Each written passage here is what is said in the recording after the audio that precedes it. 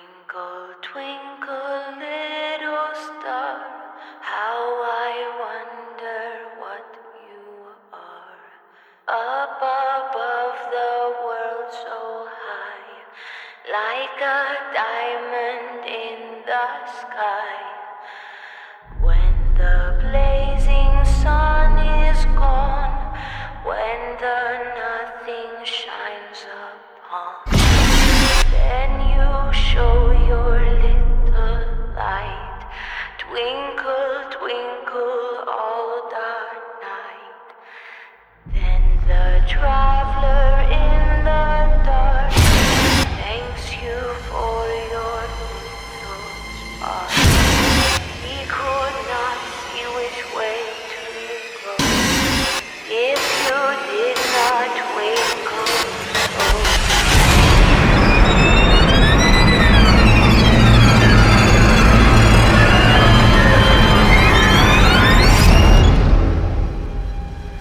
Though I know not what you are, twinkle, twinkle, little star. Hey guys, welcome to the Game Maker's Notebook. So happy to have you guys here talk about Dead Space Remake 2023. How do you refer to it? Just Dead Space? Yeah, Dead Space. Dead Space. This was a real revelation for me. I'm a huge Dead Space fan. The original was like, high watermark for the genre.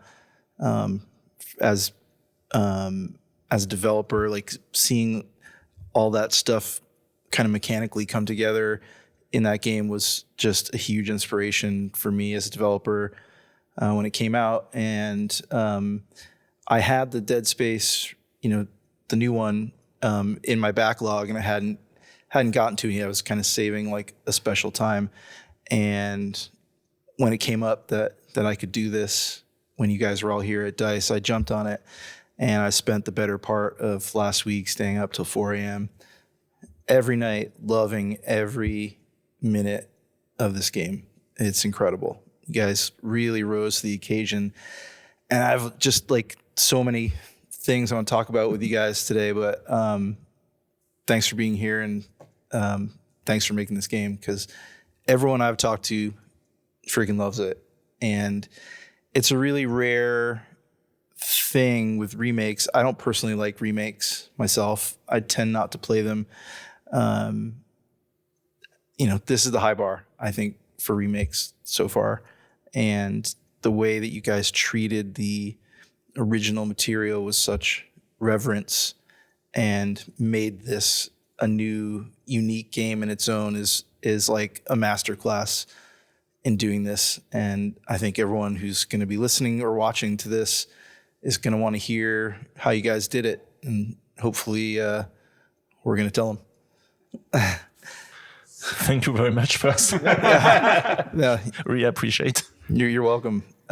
It's always great to, playing a good game. There's no better feeling than playing a great game. So usually on this podcast, we kind of like follow through the journey of whoever I'm talking to, like their kind of journey through creativity and getting into games and stuff like that. Since there's three of you guys here, I figured we could definitely do that because it's important to what we're going to be talking about, but maybe probably take less time than I usually do it. So why don't we start with you, Roman, and just kind of give us a little bit of background about yourself and, how you started with games specifically, or what got you to that point, and how you got to Motive and how you got to Dead Space. So how I got in games, it's by luck, basically. So I started in games like 25 years ago. First, I was trying to work in the music industry and starting a business with some friends that was not making money. And at some point, I had to work to it, So I became a video game tester in a small French company. And 25 years later, I'm still in the industry. So I had the classical, let's say, early 2000 game designer course, like from tester to level designer, scripter, game designer, etc. Did a lot of jobs like that. First in small companies in Paris, mainly working on real-time strategy games. And then in 2005, I joined Ubisoft as a lead game designer. Work on 2 titles for the Wii, Red Steel 1, Red Steel 2. Then move as a lead designer on Ghost Recon. Did work mainly on Ghost Recon Future Soldier. Then stay at Ubisoft, but move continent. Move to Ubisoft Control. Work on For Honor for like almost 8 years, I would say. From the early inception of the project till live and post-launch, etc. And I've always been a big Dead Space fan because that game was really special for me. It's one of my best game ever. I remember almost all the different levels, everything at the moment I was playing that game. And one day I got a call saying, "Oh yeah, Dead Space. Yeah, I mean, whatever. No, but it's whatever. It's me. You want me? I'm the guy for that job." That's amazing. My story is very similar to yours. Music industry, tester, designer, creative director, same thing. Did you have long hair like Roman back then? Very long hair. I think it's part of the job requirement. Yeah, I had long hair. I know. I'm still trying to hold on to it. What about you, Eric?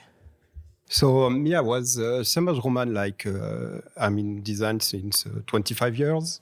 I started as I have an artistic background, so I did painting, I did a comic book, and in France you had to do, when I was younger, you had to do the army. So I went to the army, and it recalled my contact, in what I was doing. And at this time, Infogram was looking for game designers, and they didn't know what was a game designer. There was no school at this time, so they were doing a contest, and my cousin put me in the contest. So I accepted it. I went there. I didn't finish first. I was third, I think. And then I got, a job, starting, on the worst project of the company to try to save weird games. And I started this, and I realized that I was always doing game, like when I was young, like doing a board game inside the box of the board games, like creating my own RPG. So like, there was something that felt natural. And so I started Infogram 3 years, then went to Behavior, then at Ubisoft, where I spent 15 years. And I work on the Assassin's Creed team. I was lead game designer on Black Flag and Origin, and game director on Valhalla. And same as Roman, when I heard about Dead Space, for me I'm so much fan of survival horror game. Like I needed to do a survival horror game. Like it was like, I need to try it. Like it was very obvious. Like I need to confront it and to try to do the best I can. But it's something I had to do, and I was so passionate about. Like it was really, something interesting. That's awesome. I mean, the combined titles just between the two of you guys already is like seriously heavy hitters. Really cool. Philip? So a little bit different. For me, it's around 21 years ago. I started as an animator, actually, at EA Montreal when the studio opened. I was one of the first employees. There was no computer in the office. Like we were literally opening up the studio in Montreal. We worked with Los Angeles for a few years on the GoldenEye Rogue Agents and Medal of Honors. Then we did the Army of Twos at EA Montreal, the first 2 armies. And I moved from animator, kind of lost my way into project management and producer roles. You joined the dark side. Joined the dark side, definitely did. And went from being hands-on to being more in a management role. And I switched to Ubisoft, because apparently people in Montreal, that's what they do, to work on AC. I was a huge fan of Assassin's Creed, worked on AC3, on Unity with Eric a bit. We collaborated there. We got to know a little bit each other as a producer. Then touched on Far Cry, Watch Dogs, all the big franchises in Montreal. And around 2020, like I had my deal of time with the different games at Ubi. And I had some people from EA that I had worked on with back in my first cycle that called me up and said, hey, we may have something for you. And talking with them, like it led to Dead Space. I was like, yeah, okay. Just like these guys, Dead Space for sure. You tell me these words, I'll drop everything and I'll jump on it right away. Yeah, it's not a hard sell. That's not a hard sell. Yeah. So that's pretty much like what got us together working on this game with all the passion to drive this project. I made quite a few Medal of Honor games at EALA. I tapped out at the beginning of Airborne. So okay, European Assault. Yep. All right. Oh yeah. I was on that. Yeah. That was a game. It was. Let's just say that. So obviously you guys are all working at EA Motive, which you guys helped out with Battlefront 2. Love that game so much. Excellent work. Squadrons, amazing. And now Dead Space, and you guys are currently working on Iron Man, which is all we'll say about that. So quite a resume of excellence at this studio. All of those games are top-notch games. Squadrons, we could do a whole podcast on that, and maybe we should, because it's a great game. I don't even know if you guys worked on it, but the point I'm trying to make is that the quality of development and games coming out of that studio are super high level, and it's always exciting when a new Motive game shows up. So I'm sure we're all very excited about what's coming next. But we're here today to talk about Dead Space, and I think we've already covered that, it's a survival horror classic, and how, this remake is just really good. And beyond being really good, it's almost like it's also kind of a master class on making a game today in its own right. Like, it is its own game, even though it's a remake. And there's been a lot of discussion on the internet and from you guys about what's different and what's new. And as a big fan of the first game, and not having played it since, maybe when it came out, when I played through this game, it was like, oh my God, oh my God, oh my God, all the time. And the attention to detail and all of the things that were, you guys either hinted at or kind of recreated in a new way was really interesting. And I wanted to talk about what the origin of this project is, and then really talk about how you guys actually did this and what were the game pillars and the kind of guiding principles, and what was off limits and what was on the table for redoing this. There's a ton of stuff I want to talk about. I will just give you a list really quick of the things that I loved in it. And I think it's a really long list. First of all, like the original, it's a mechanical and gameplay masterclass. The way the systems work together and the way the weapons and the stomp, the goddamn stomp. That's just one of the best. Satisfying. It's one of the best mechanics in all of gaming, and the way it works into that core loop of dismemberment, stomp. It's just A+. And the way it allows you to deal with the enemies strategically, all those things. So, really, just really great stuff there. The graphics and the visuals and the lighting, the VFX, it really enhanced the mood of the game in a way where a lot of times I kind of forgot I was playing a game that I may have already been playing before. So mission accomplished. The audio design was incredible. The updates to the characters, the HUD. I loved the UI redesigns and the way you guys handled the cutscenes, because obviously this is meant to be an unbroken experience, and the way you guys did the cutscenes on the screen in the world was really cool, and it actually had me more engaged in the game. I don't love cutscenes. and this was a great way to do it. So everyone should do cutscenes like this. Easier said than done. The upgrades to all these iconic weapons and their new visual and also functionality upgrades. Ton of stuff. Even the kind of expansion of the story and the characters and Isaac, the seamless experience. List goes on and on and on. So with that in mind, like, how did this all start and how did you successfully pull this off?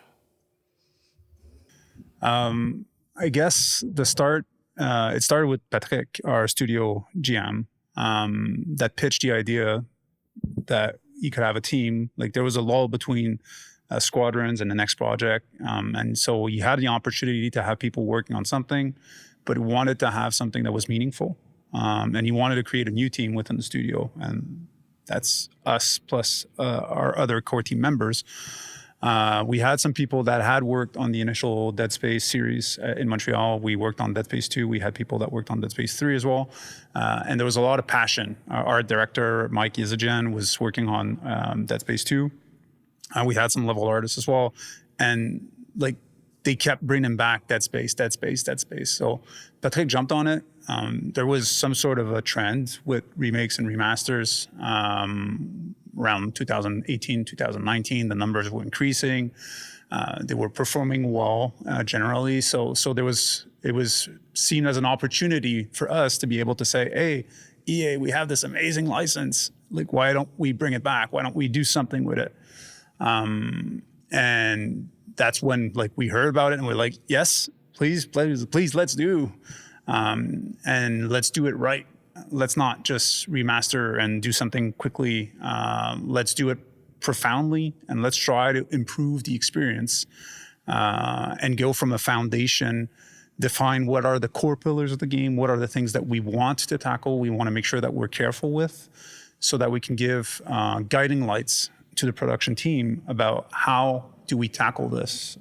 And the idea of trying to improve the game, it's not because the original had flaws or stuff like that. It's because something, like you said it's most of the people that were gonna play the game eventually were people that did not play that game for the last 10 years.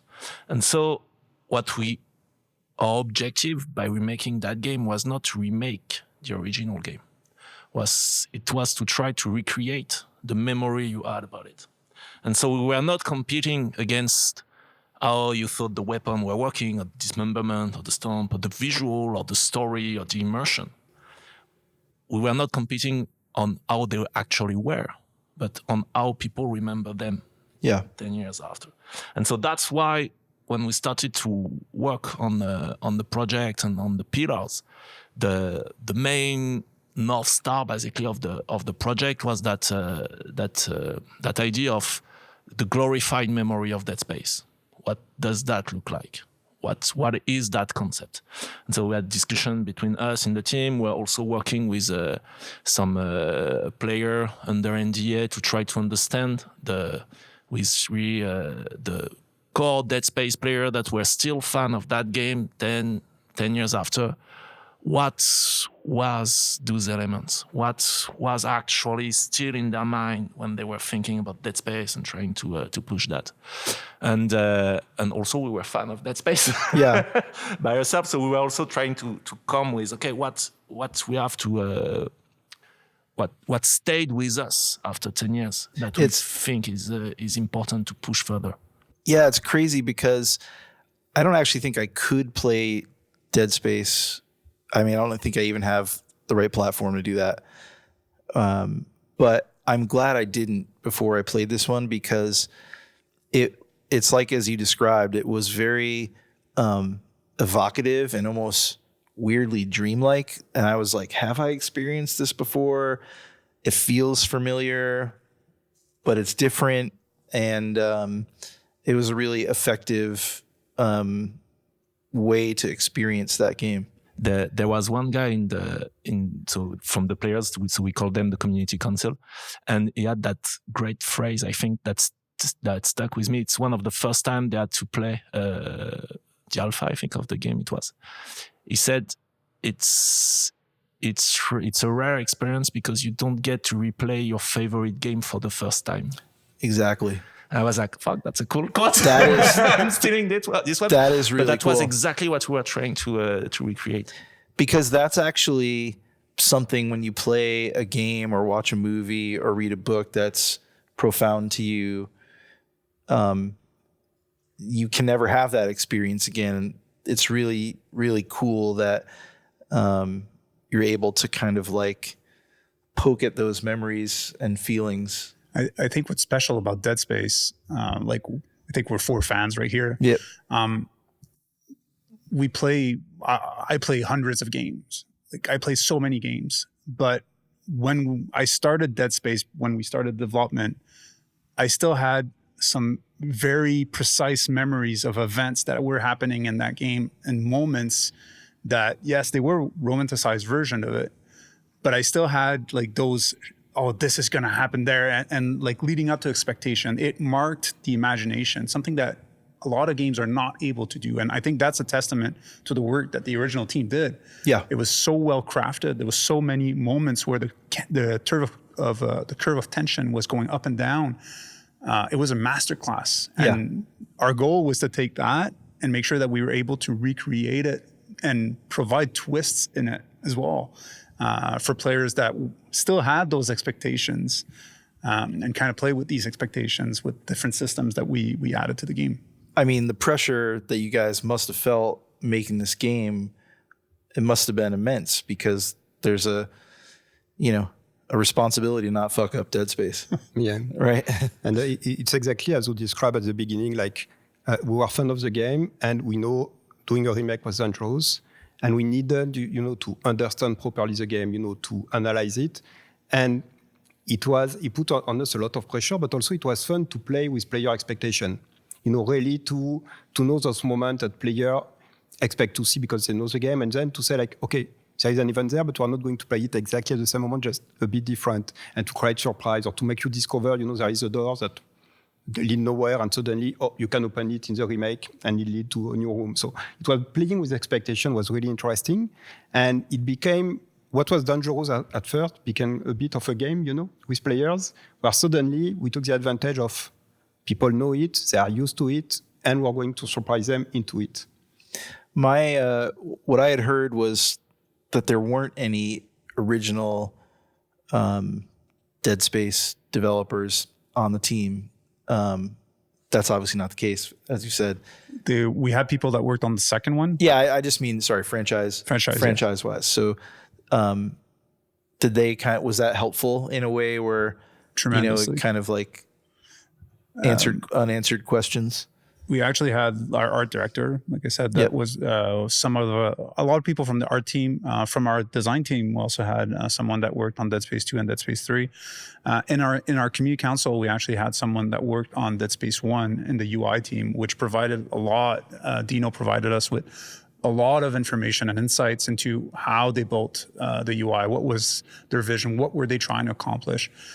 So we were able to gather feedback from different angles, from different point of views, and that helped us understand better what we were trying to recreate. And when we were changing something, our goal was, if we're changing just for the sake of change, it's not good.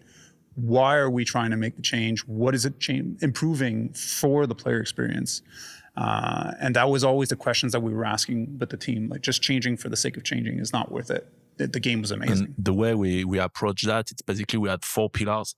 So the first one was being true to the original. So that was encompassing everything from the original game, etc.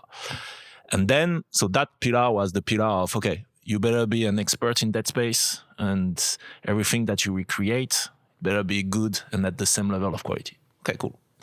And then there were 3 other pillars that were around what are our razors, on what we want to enhance in the original formula of the game. The first one was the horror. Second one was unbroken immersion. And third one was creative gameplay. And so if we had an idea, either us, somebody in the team, anybody was bringing an idea, an element that we wanted to change in a mechanic, in a level, in an AI, whatever, it had to go through the filter of one of those three razors, and that was the reason we have been making some changes. Like, for example, having the interconnected chip, so the whole chip without loading, and then forcing us, because you mentioned the cutscene, then forcing us to make the cutscene, the whole game, one sequence shot without no cuts in the camera whatsoever, whether you from gameplay to a cutscene back to gameplay, etc., was because of that pillar of the unbroken immersion and us going, okay, Dead Space was a pretty immersive game. Okay, we should try to push that a bit further now. Okay, what can we do? And that's how we handle those changes. That's it. Yeah, I mean, as a game developer, I can tell you those pillars are exactly sound to the experience that you created. So those are, I'm sure, really good guiding principles for the team. Phil, you mentioned UI, and you had someone helping you. The UI in Dead Space was revolutionary when it came out. Player as the UI. Many have tried it since. None have come close. I'm curious to talk about a little bit about the process there, because when I was doing the research for this podcast, I watched a video of, someone on the internet saying, these are all the comparisons, and it was mind-blowing how much you guys evolved that without changing the functionality. Just looking at the back of the original character when the game starts and the character as the game starts in the new version is so dramatically different, but also incredibly familiar. I don't think we should have this podcast without talking about the UI. So, you want me to go? Sure. So, UI is always a challenge, like the form versus function. Where you draw a line. There's always debates on every game. There's always design needs that you're trying to shove inside a UI because you don't know how to explain something to the player. It's kind of a buoy, a safety buoy that you kind of use a crutch. And Dead Space is the complete opposite of that. Like, if it's not within the game, if it's not present on the character or on his rig, doesn't belong in the game. So from that angle, since the functionality needs to be embedded within the experience, we were able really, really quickly with the team to go in and say, all right, like, how the hell are we going to recreate this with the tech? We had a very good idea of what was the end goal. So I think the first discussions of, okay, well, how are we going to showcase this information to the player were things that we already kind of knew. And then we were already in a place where, okay, well, how can we improve? How can we enhance the experience? What can we make as changes that are going to make it easier, improve the ease of use of players, improve the accessibility for players? So those were the discussions that we had with our experienced design team from the get-go, because we had a clear target of what we were trying to achieve. With our team, very early on, we had mock-ups in-game and engine of, okay, well, this is how it's supposed to look. Is the angle good? Is the perspective good for Isaac when he moves around? Countless meetings with the locator of how do we handle the line in the locator? How does it draw? How do we make sure that it's... the locator. Yeah, that's another completely like new thing at the time. Yeah. The map, how the map like works in all of this on a interconnected ship that had to be all pieced together. So there was a lot of things that we had to figure out how to do. But because the form of it was clear, and we knew how it had to look, we knew it was determined how it had to be done, we were able to go in these discussions very quickly. And I think that drove quality up for the results. And also, a lot of the UI team was coming from Squadron, and on Squadron they already worked a lot with the concept of augmented reality, because all the HUD of the ships in Squadron were made in augmented reality. So they already were. Most of the team was already thinking about that type of problematics on how you do UI, in-world UI through augmented reality for the past years already. So that was interesting. And then in the discussion with Dino, also what was interesting is that he provided us with insights and vision on how his vision for the UI change from Dead Space 1 to 2, what they tried to change or improve in Dead Space 2. And like in Dead Space 1, okay, it's most of the thing you look at them and you're like, yeah, that's probably on the helmet of Isaac, or how is it projected? Because I'm seeing a door. Does everybody see that on the door? Is it just me?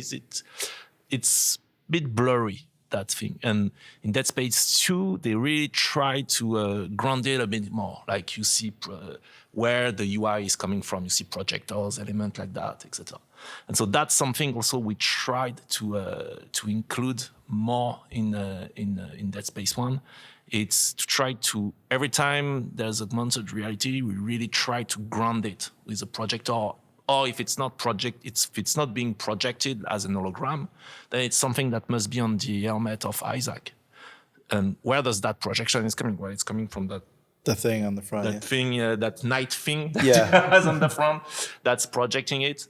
Okay, cool, interesting. So how do we try to have a bit of a different language when it's an hologram that is projected, and when it's more augmented reality display that would be on the helmet of Isaac? And there are some elements that we kept blurry because we were going a bit too much down the rabbit hole with that and overcomplicating some elements. So we kept them, like, for example, when you have a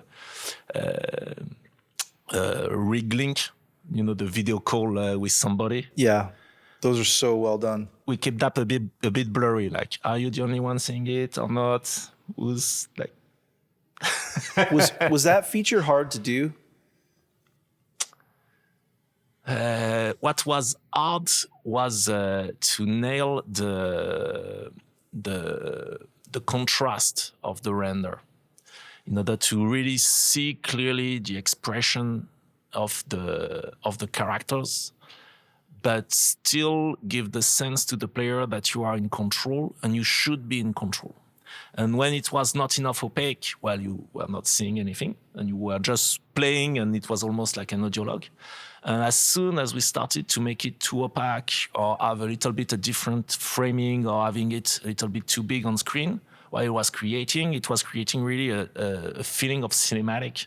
Like we were completely losing the dynamic of the game. Like, oh shit, that thing happens. Okay, so now I just drop the controller, look at that thing. Oh, it's done. Okay. And that was not a behavior that we wanted. So tuning the size and the opacity was let's say, our part. Then technically, yes, there was also challenges, but the design part, let's say, that's where the challenge lay. On my car, I have a HUD display on my windshield that I've just kind of like taken for granted. And I just started realizing it after and during while I was playing the game, and it's like the same tint color as the thing, and I was like, oh my god, I'm driving around in Dead Space. And when you use your GPS without that, you're lost. You're like, yeah, that's right.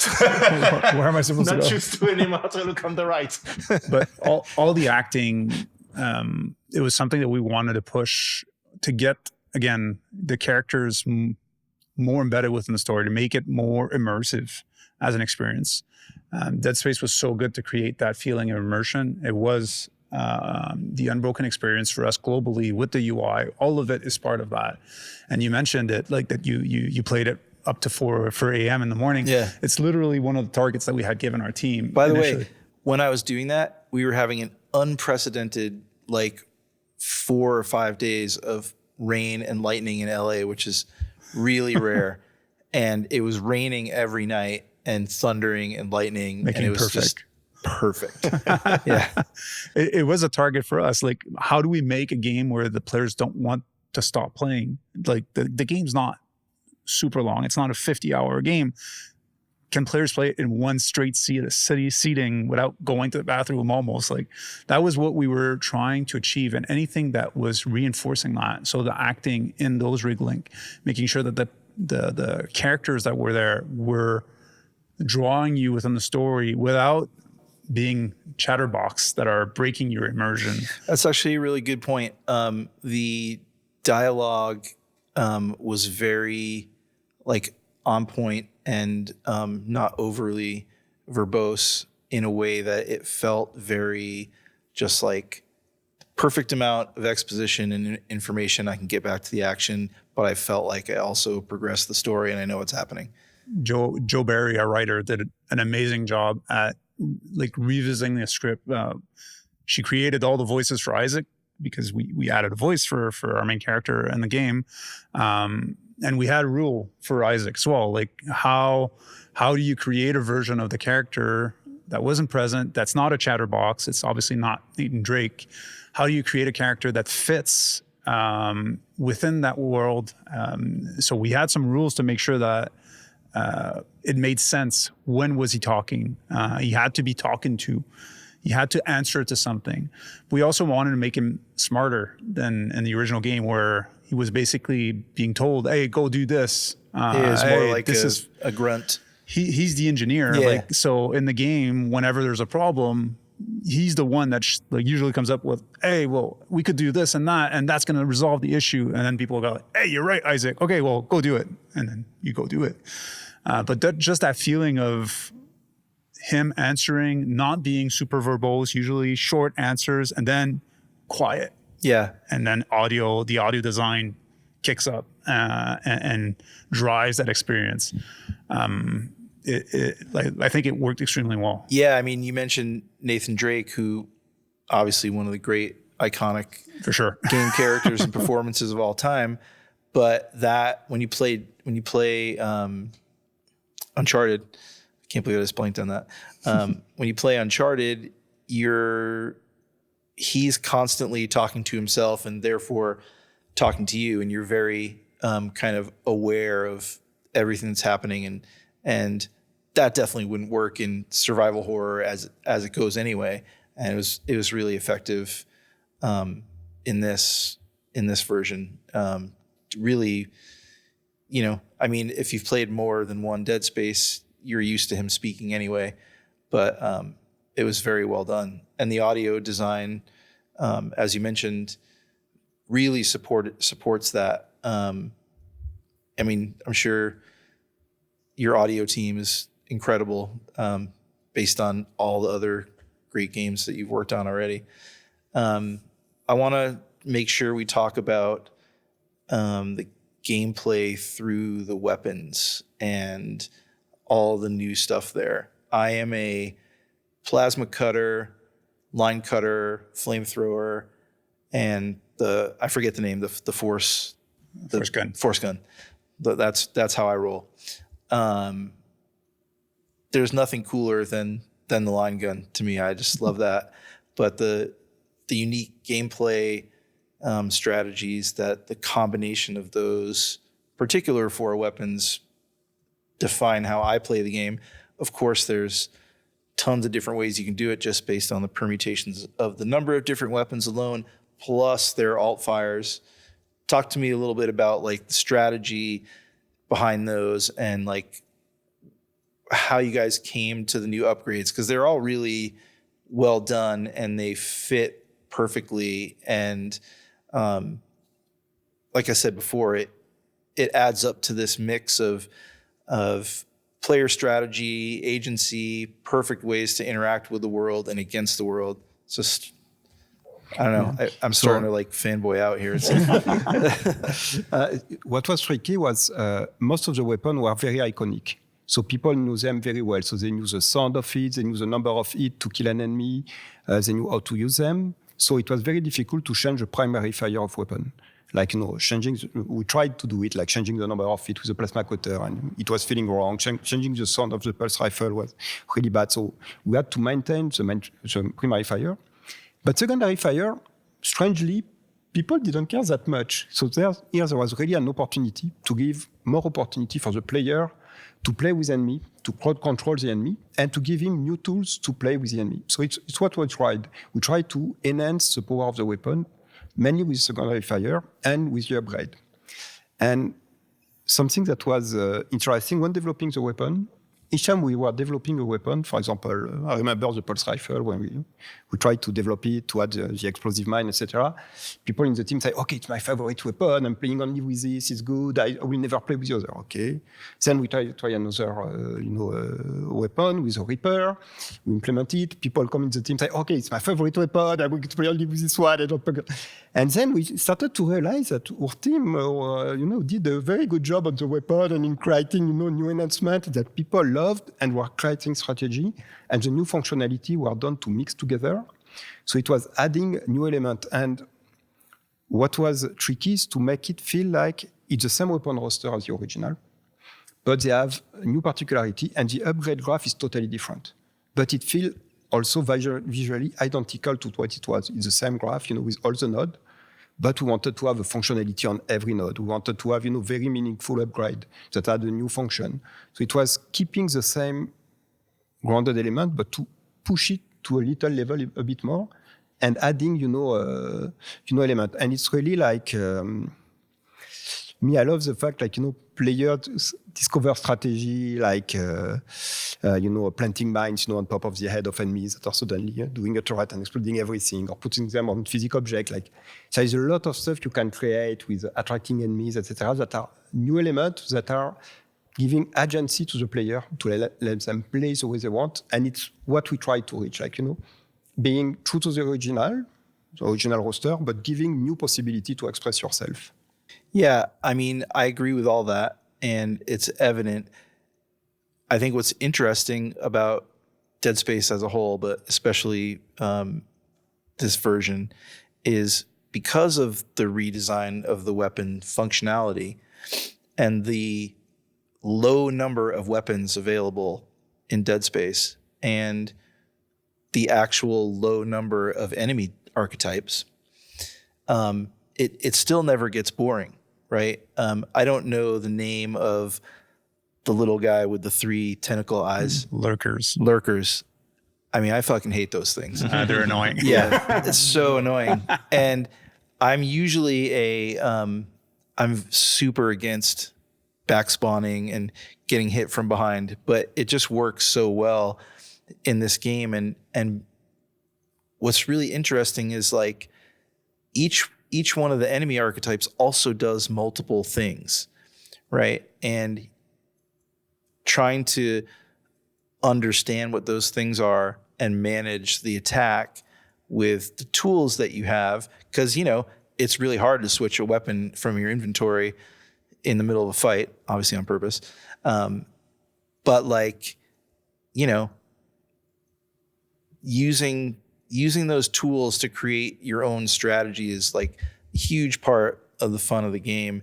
And there's really nothing more satisfying than cutting off those eyes with the line gun. I mean, that's like a great fun thing to do. I loved it. Absolutely loved it. Getting to do it when you're under pressure. But it's also why it works so well is that you're limited in ammo. Like, it's a survival horror. Ammo plays a huge part. So when you start playing badly because you're under pressure, because you're being rushed, you weren't able to shoot off the first enemies fast enough, then you start wasting ammo, and you're putting yourself in trouble for future encounters. Yeah. So it's like a depth that you're like, oh no, I need to be better. I need to improve. So that tension, and with the weapons, with, like, the force gun, you're able to maybe push back people, buy reset, a little time, go back, buy a little bit of time, use the flame bomb in a door, like, to be able to work with these mechanics together.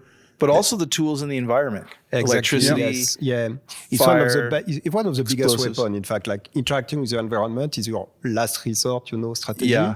And it was fun to create, those spikes that you can detach. Or the one I love a lot is, when an enemy come out of a vent, And there is a fan blade of the vent that is on the floor that you can use, to throw at the enemy and to cut a limb. Like it's... Yeah, I mean, we haven't even talked about last stasis. resort opportunities, that are there around and that you don't realize, but when you're panicking, you grab anything and you throw it and it works. And it was fun to create those elements and to keep them logical with the environment. Like I remember there was fire extinguisher in the original, and I remember it was a nightmare for me, like to say, like, but they need to explode. You need to be able to throw them with a fire extinguisher. Like it's even if people don't use it, it needs to work. Like, and there is a lot of elements like this that need to have the functionality you expect, because when you panic, people use it and it adds, a depth to the gameplay.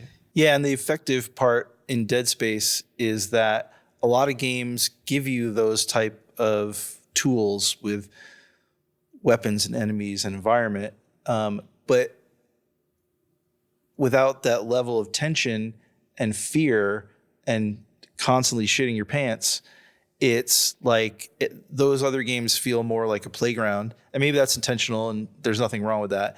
But it doesn't feel like a playground in Dead Space. It feels like survival. I mean, it's a fight for survival. Fight for survival. And it's, anyone who's played Dead Space knows that. Because there's that really particular mechanic of basically the enemies are coming at you. And the whole gameplay, it's basically you have to stop them before they get to you. Because if they get to contact, basically you lost. Yeah, you're going to take damage and then you can reset the loop, whatever. But in terms of just the pure shooting loop, that's how the loop works. And so anything that allows you to slow them down or to push them back starts to be something where you feel a bit smart as a player, because you go like, oh, I did not exactly kill him, but I want a little bit more time to do something else, etc. And so it makes you feel good, because okay, now what can I do next? Oh yeah, I can do that, and you feel smart because now you're in that chain, you're in that flow, etc. And also that's why, like you were speaking about the stomp earlier.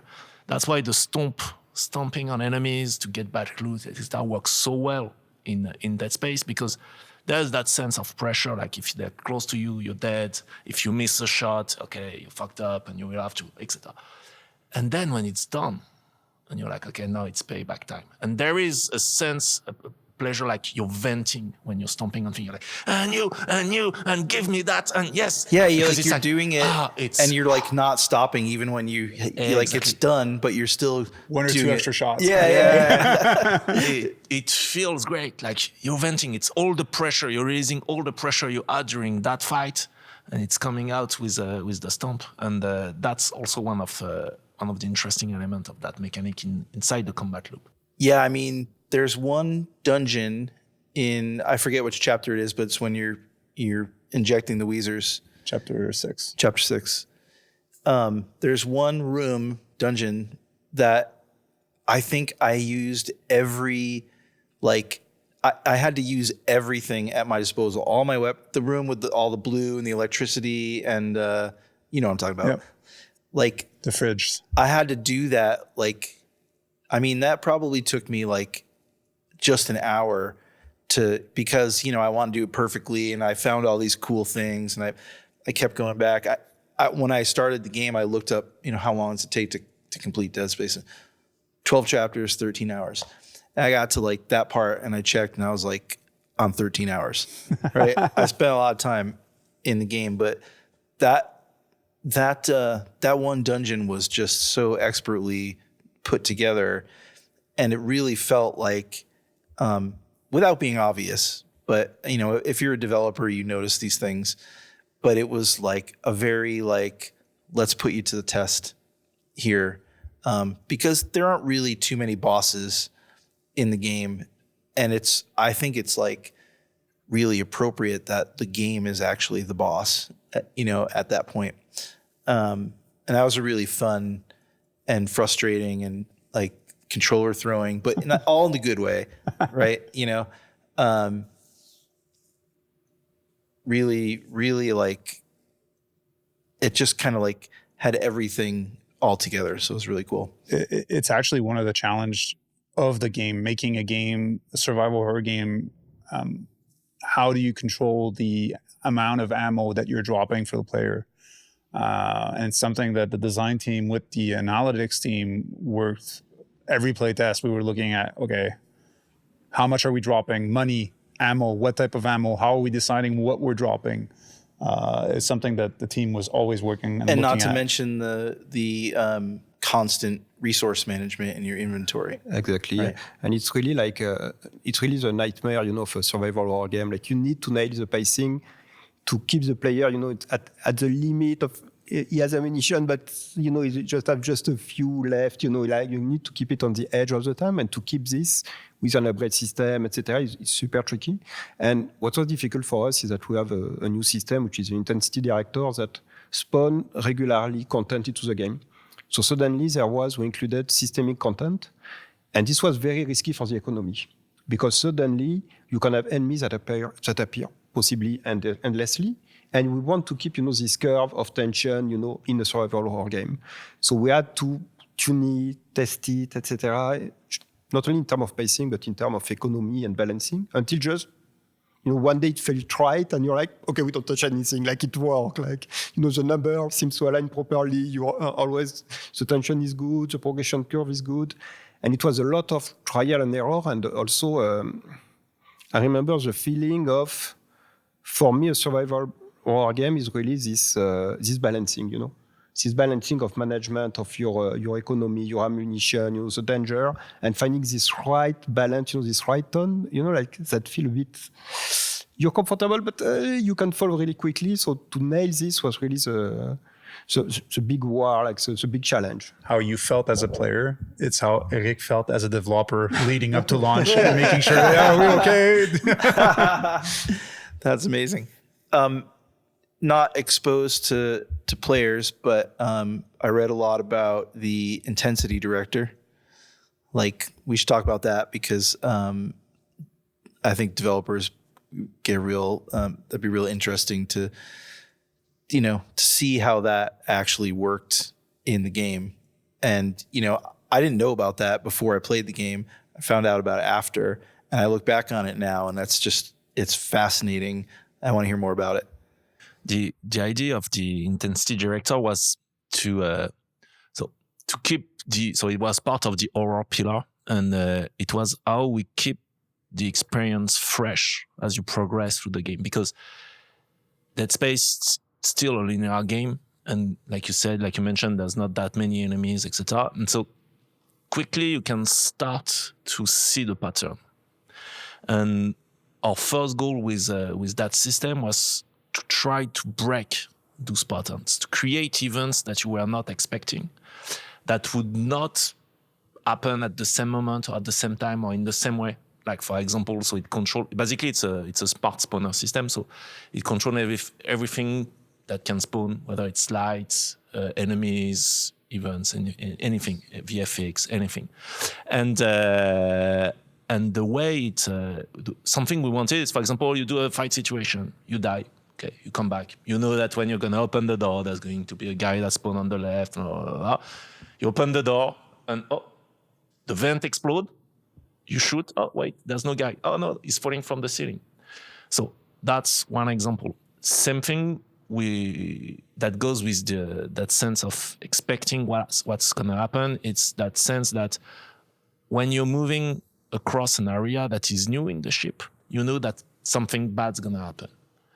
But then, once it's clear and you run back, etc., at least in the original, you knew that, nothing's going to happen unless some specific scripted moment where, we got you. Yeah. And here, what we really try to do, it's that sense that ship is a bad place. That ship is a metaphor for hell. Yeah. And you are never safe. And that's really something we try to push, like, you've never cleaned a place. And so that's why, for example, all the lights are dynamic, and we had to work a wall system. But that it's because light in Dead Space creates a real pressure on the player, and just the feeling of entering a room that you had cleaned it. You felt good about this one. Like, I remember that fire. I had killed everybody, and light was on. Extra. Yeah, it's effective because you have to come back all the time. You do something, you come Right. back, and no, the lights are off in that room, and there's just a electrical sound. Even if there's no enemy, the fact that the intensity director created that, it created that tension for the player. And an unexpected tension. So it was really trying to create as many events and then working on how that thing was populating the level and triggering those events in order to create that sense of unexpected horror. And it's funny because like whenever you start making dev on things like that, there's always people that are, I'm not sure if that's going to work. I'm not sure. Like, how are we going to figure that out? And, maybe it's going to be too intense or always going to get things it's going to break the pacing. And there was a lot of valid concerns, but it was something that like we felt, now this is something that we need to add because of the Unbroken experience, because of how we're trying to structure the game. We need to have something. And like some of the people that were the naysayers initially were the ones that had to work on it. And then they started working on it. And after a few weeks they came and they were the ones that literally admitted to us like, man, you were right. Like it's going to be fucking awesome. And then they made it better. Yeah. And then like we had a playtest again with our community council. And one of the guys, Blaine, like literally played for like an hour, just going in circle and just shooting enemies and kept just playing. He's like, I want to just play that. Give me that and I'll play it at home. Yeah, maybe this is an example of it, but like any good gamer, I go in the bathrooms. Guys, like great attention to detail in the bathrooms. But I went in the bathroom early in the game, got what I had, got what was in there. I came back later because I wasn't sure if I was in the same place or not, and like the shower went off, and it scared the shit out of me, right? But it happened right after I recognized I had already been in this bathroom, so I'm assuming that's the intensity director at play. And what was really difficult was to do a system that doesn't feel repetitive even after an hour. Like we didn't want the player to recognize the pattern. So, because it's really based on intensity curve, that evolve through time with random element. But at some point, in 1 hour, at first, you could feel the pattern and you could recognize that, after 3 minutes or something that is going to happen. So we had to break this. We had to break, those patterns that were mathematical to really add as much randomness as possible so that it is present, it exists, but you have no idea at all, when it's going to occur, and it's not too frequent. So to really keep the tension. And finding this balance of, especially on the long term of the game, not only in the chapter, but to be present all the way long and not to be too aggressive for the player, was really something special. Like it was really a fine balancing to find what is a good direction so that it's present but not annoying. One of our goals with it was to and tell you this one, there is a fun anecdote with it, was to try to, like, players should not be able to see the difference or to tell if something is triggered by script, by the story, or by the intensity director. So that was our goal at first to the team. And then one day before Alpha, I think, we were reviewing a level. And so at some point, we were really trying to nail the pacing of the original Dead Space, etc. Like, really trying to get that right, the tension, the fear, etc. And so we were reviewing the level, and we're like, "What? Why is there a fight here? Like, there should not be enemy here. Like, that sequence should be like that, and it should be slower paced because you just had the fight, and here the light should be on, and blah, blah, blah." And they were coming at me and saying, "It's the intensity director. It's not scripted. It works." Wow. Yeah, that must have been very satisfying. Okay, it's tricking us in review, and now we look like us. No, okay, good. Well, I guess that feature is good. Now we need to better control it. Yeah. But it fucking works. I mean, that's a good problem to have, right? It really, kudos to you guys for, knowing about it after and then thinking about the game. Like, it seems like it was done with great restraint and it wasn't over the top at all. So that was really great. Going back to my list. So we're going to have to talk about Zero Gravity. That was a hotly debated topic in the original game. I thought it was overblown. I mean, 2008, we're still trying to figure out how to make games, right? And we still are still trying to figure out, obviously. But the way it's implemented now is, pardon me, is really good. I made a game called Adrift that was you guys know. Thank you. Oh, thanks. So I have a lot of respect for tackling the 6 degrees of freedom, and I think it's done really well in this game. Once again, there's a tool set that the player has in terms of like, the really satisfying like magnetizing to a space, using stasis to open stuff, and it had just the right amount of acceptable confusion where like getting lost and fucking yourself up, it didn't feel like a penalty at all. It felt like, oh, I want to go try that again. And it was very fun in a way that I wasn't expecting. And being able to, tackle enemies and find power-ups and the whole thing. So, I mean, that's almost like a game in itself. Talk to me a little bit about like, what the approach was to, I don't want to say fixing it because that's not fair, but to modernizing it, improving it to work for your game. So that's one of the only feature, I think, at least that I can think of at the moment, where we did not really follow the original intention behind the feature. And we did not do it at first knowingly, but we figured it out later discussing with some people. But basically in the original, one of the core emotion that they were trying to create, at least as I was told after, with the zero gravity, was really to push further the sense of disorientation, of being lost, it was supposed to be a moment where you were even more under pressure, even that were supposed to be even more scarier because you were disoriented and know it could come from anywhere and oh fuck. And I understand that's not necessarily how I felt it when I was playing it. And it was not necessarily the memory that I had about it. For me, the zero gravity, my best memory about zero gravity in Dead Space, it's actually a moment where you're not really in zero gravity. It's the first time when you open the door to the outside, basically, in that sequence in chapter 2 where there is a hole in the bridge, there is a hole in the hull, there's a bridge, and everything is floating around you, and the sound goes away. And yeah, the audio in the zero gravity, like super effective, very cool. That moment for me was amazing in terms of immersion because I was like, oh, I'm in space. And it's scary by itself because space, it's dead. Like there's nothing.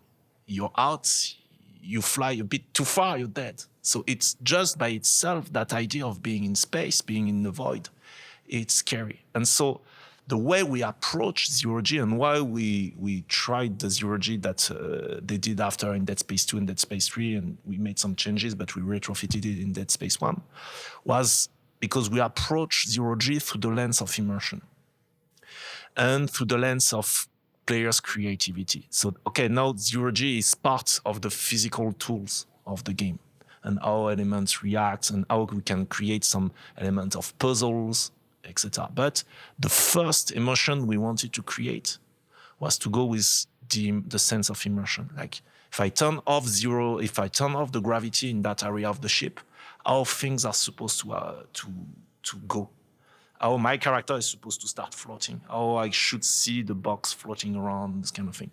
And that was the starting point of that feature, actually, or the changes on that feature. And it actually led to, in part, one of the big areas where we had troubles in playtests, which was the fixing the satellite array in chapter 8, I think. Chapter 8. where you have to try. You're in 0G and you have to try to fix the puzzle for the satellite. That was a playtest nightmare. Totally ripped that off for Adrift, by the way. Totally. Yeah, what was tricky was to change the navigation, but to keep the original room and the same design, and the same visual design. So it was tricky because some puzzles were not done to move freely around. Like so, that like this area, for example, or the centrifuge area. So some elements were really difficult, to nail or to be sure, like player understand where they can go, etc. And some of them are not done for this navigation. But that's the opposite. What was interesting is that suddenly we have room. For example, the hangar, the first room of the game, when your ship land, there is one moment, in the remake where suddenly we remove the gravity in this room. So what is cool is that it's a room that and suddenly you can visit it differently. And there is a lot of space that you have seen that exists in the room that now you can float and you can go there. So it became both a trap because we are stuck with the old, design of the room, but an opportunity to visit areas that were there but not reachable. So it was also a very good opportunity. So it was really a double-edged sword. Yeah. And it created like small moments, like when you go back in the hangar. Johnson is actually dead. The captain that she was in the ship when it explodes, and like we added her inside the ship so that if you fly there, you can see her body, and those details. Obviously, fans find them after a day, but that sense of discovery, of attention to detail, that's what the team was able to do with those type of changes. Yeah, it was really, really fun.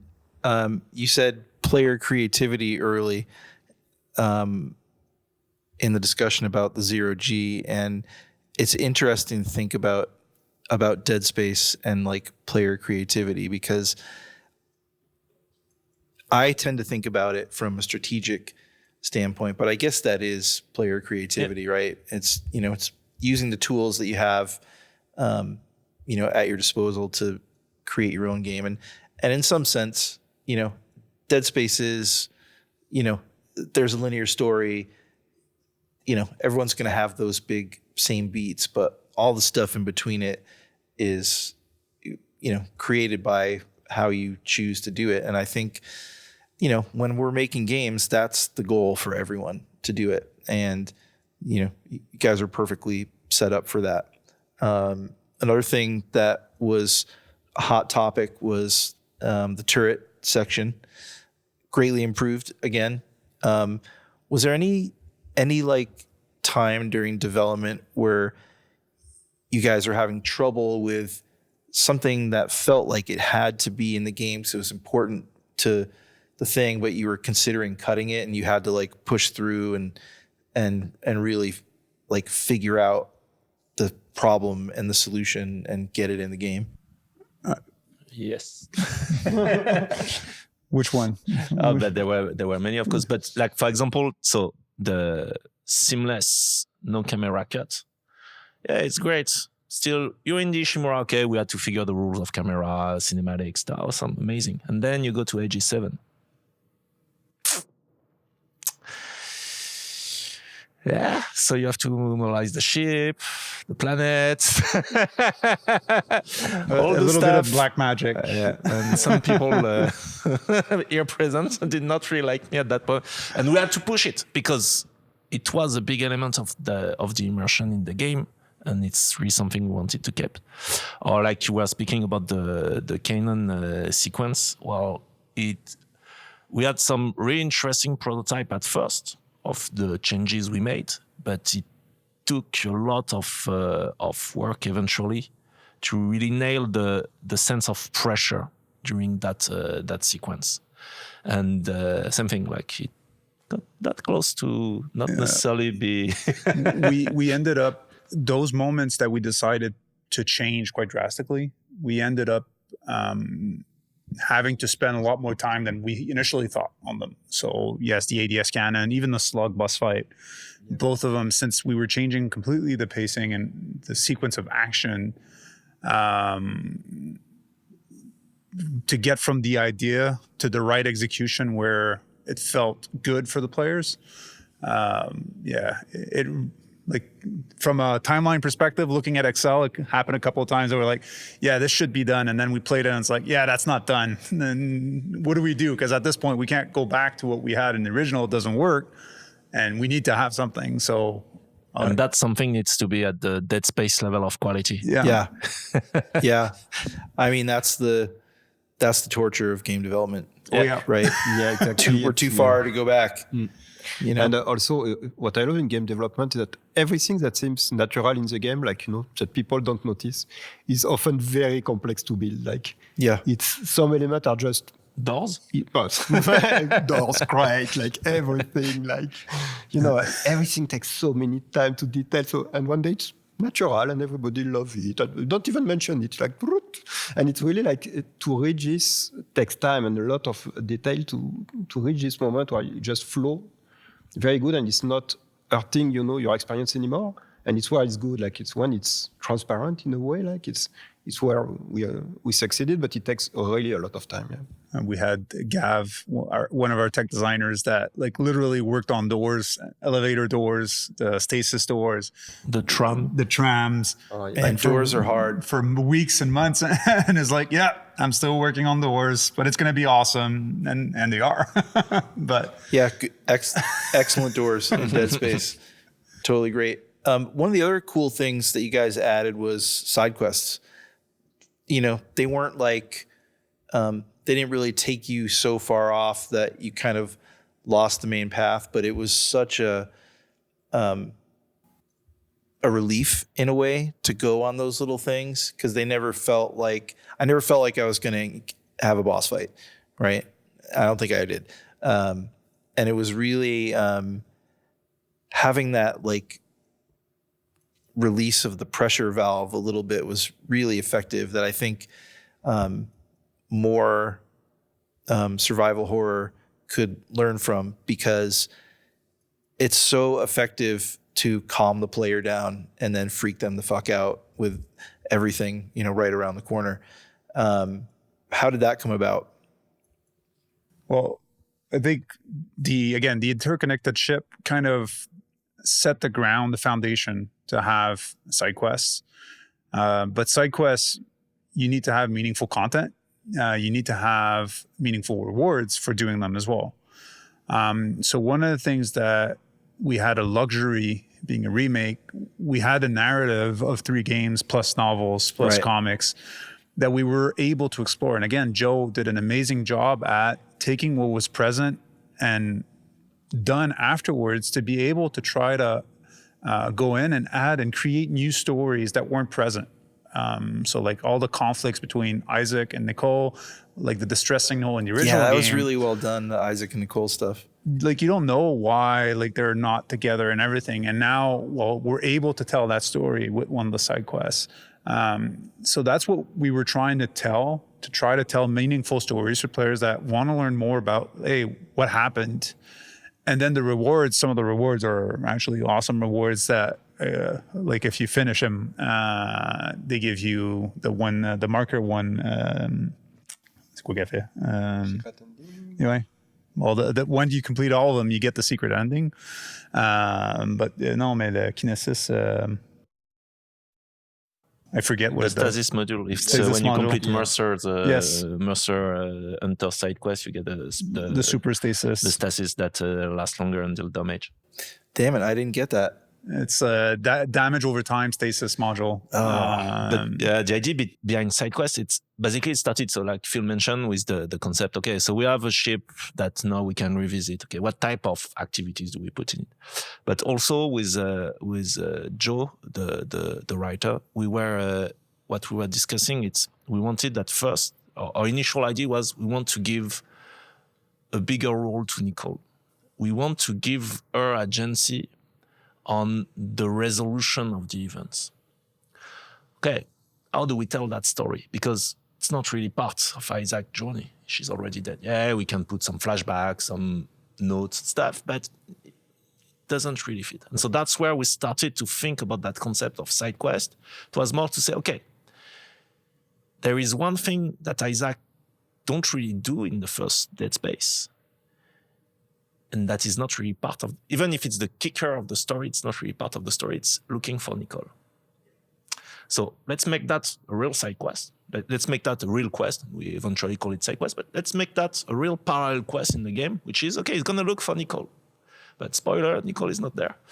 Don't really spoil it though, because the way it ends, wraps up is so nice. So what is he gonna find? What type of reward are you gonna get? And that's where the idea was like, well, what you're gonna get, it's the story of how Nicole was part of the solution that you will eventually get to. By looking for her, you will retrace her steps on the ship, but not a step as she was fleeing, oh my God, it's horrible. No, a step of how actually she was fighting that thing. And so our relation with Dr. Mercer and all those kind of things. And that's the original, that's where we started to think about that. And then when we had the Nicole story, we're like, okay, what other cool stories? Could we dig a bit more deep inside the lore of the original Dead Space, either tie it better to Dead Space 2 or tell a specific story? And so that's why we started to discuss about, okay, the story behind the Hunter. Who's that guy? What's his relation with Mercer? Why Mercer is trying to create that character? And so that allowed us also, Mercer is a really important character, he's the bad guy. And that allowed us to give more insight to the player on the actual motivation of Mercer. Like, why he's not just mustache twirling bad guy, and I'm gonna unleash all of that on Earth. Like, what's his rationale behind that? Why is he interested in that, basically? Yeah, and again, without spoiling, all that stuff was handled really well. Very satisfying story, and the way it ended was cool. Another thing I wanted to talk about before we close up is I had a lot of fun with the weapon upgrade system and the choice of paths, like, and of course you can reset those anytime and do it, but it felt like, oh man, every single one of these matters in a meaningful way. And of course that ties back, all the way back to how do I use my weapons against the enemies and in the environment. That felt like a really much needed upgrade that was really successful. It felt like it really mattered in a way where I think probably criticism of that system, maybe looking back and, with hindsight, for whatever reason at the time, that's the way it was done. But this felt like a really, truly worthwhile upgrade. Super fun. Yeah, and what is interesting, like the initial system was very iconic. There was something in the graph, in the spec to buy the node. That was really something we wanted to keep. But there was a few elements that we say, okay, maybe we can improve the empty node. Maybe we can have, at the end of the branch, some very unique ability that change the functionality of the weapon. Maybe we can have, more paths that are a bit more open, that really make you choice. At each of the steps, you really do a choice between the speed or something different. Like, so we try to push to take the same design, in fact, but just to try to give it a little edge. And the goal, what I find interesting, that in the end, it feels the same system in a way. Like, it's the same upgrade graph, that you spend with Node, but it leads to more choices, it leads to more possibilities. It's like a natural evolution of it. And it was, I remember with the designers and the UI team, we did several iterations, of the graph, of the positioning on the node, just to find, to have something that in terms of pacing, in terms of distance to, so the most extreme, the most interesting point, like calculated the number to try to have a good pacing.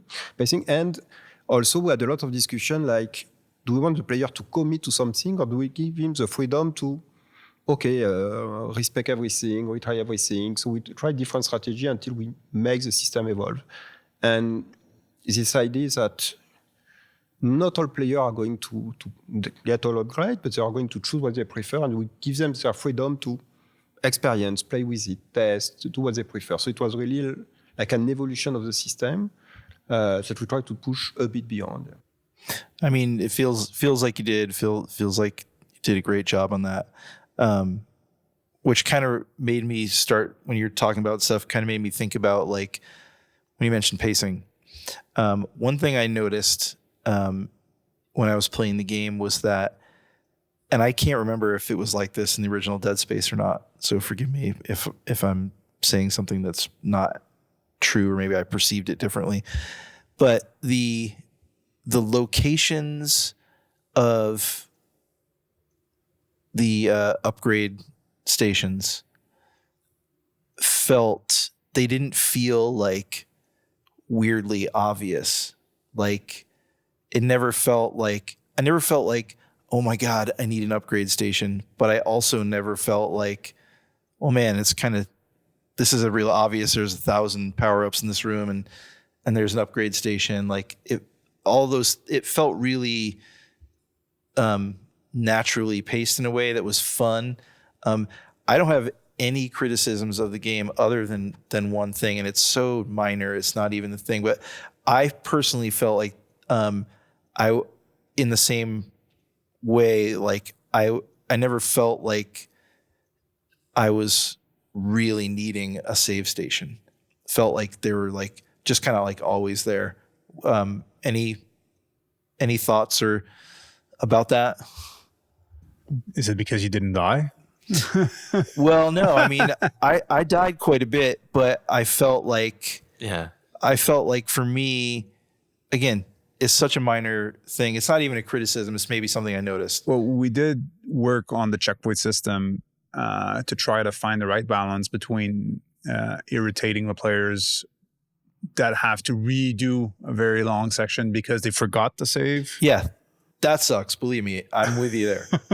So it was figuring out that right balance between the save stations and the checkpoint. And I think we ended up being much more generous than what the original was for that. And maybe because, I'm just guessing here, it's because it's an unbroken experience in the ship. Like, I'm sure that had to have something to do with it. The fact that it was not split by level was forcing us to have more save stations, etc. And then also, eventually, like, there's been evolution in terms of tech. Like, when the original Dead Space released, there was no, you could pause your console, leave it on sleep, come back to your gameplay, etc. Like, you had to save, to close the game, to do all of that, etc. So the player behaviors toward continuing the game and that relation to saves also have changed a bit. So that's why in the default difficulty level, we decided to put a bit less pressure on checkpoint and save. And it's okay, you did not save, but there was a checkpoint, etc. And we were much more generous in terms of placement of checkpoint and so on, compared to the original. Was part of trying to make that experience a bit more, not immersive, but a bit more fluid. When I mean, I used every single one of them. Don't get me wrong. The original game also had the tram, which was acting as a chapter ending with a save game option that was always baked into the flow. Oh, right. So we had to have a save station close to the tram because for us the tram was not acting like that. So like reasons, but yes, we're a bit more generous. Before I end these podcasts, I always like to ask my guests what they're playing now, just to kind of see what people are playing.